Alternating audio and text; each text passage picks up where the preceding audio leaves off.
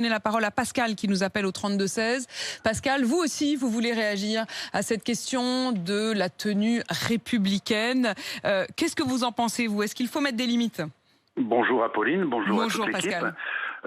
Oui, moi je pense qu'il faut mettre des limites quand même, parce que pour voir des jeunes partir au collège le matin, je me dis que les tenues sont hallucinantes. On va à l'école, on va pas au bal masqué, quoi. Et pour ça, les Antillais sont beaucoup plus de bon sens que nous en métropole. Hein. Oui. Avec l'uniforme, vous voulez dire? Alors, c'est pas, on peut pas dire que ce soit vraiment un uniforme. En fait, c'est une tenue avec un code couleur, en fait.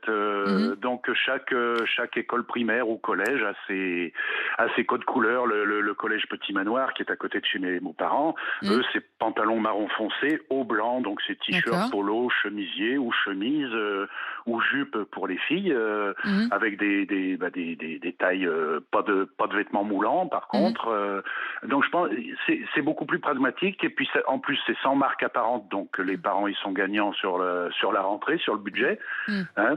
Parce qu'il y a quand même aussi cette question de budget, en effet, et de pression globale. C'est-à-dire que on entendait tout à l'heure ce proviseur qui disait il y a un moment où la mode c'était les claquettes chaussettes, et puis à un autre moment la mode, en ce moment, en effet, on le remarque pour les jeunes filles, c'est plutôt le t-shirt court qui montre le nombril. Mais ça crée non seulement une pression de budget, mais ça crée aussi une pression.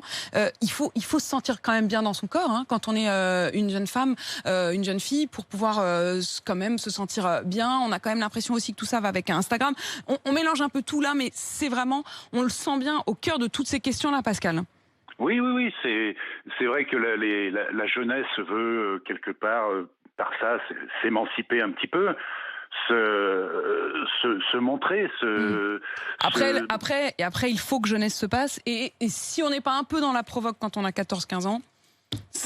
Oui, je suis un peu d'accord avec vous, mais enfin l'école doit quand même rester l'école. C'est un lieu d'apprentissage, c'est pas un lieu d'exhibition non plus. Je pense qu'il faut raison garder là-dessus. C'est un lieu à part. C'est un lieu à part. C'est ce que disait le ministre hier. C'est ça, oui, en fait. Et ça reste, voilà, pour moi, ça reste un lieu d'apprentissage et pas, entre guillemets, un lieu d'exhibition. Je pense qu'il faut rester raisonnable sur la tenue. Et l'exemple que vous donniez, en fait, effectivement, des Antilles avec ce code couleur, avec aussi cette harmonisation. Et puis, on fait ce qu'on veut le week-end, après tout.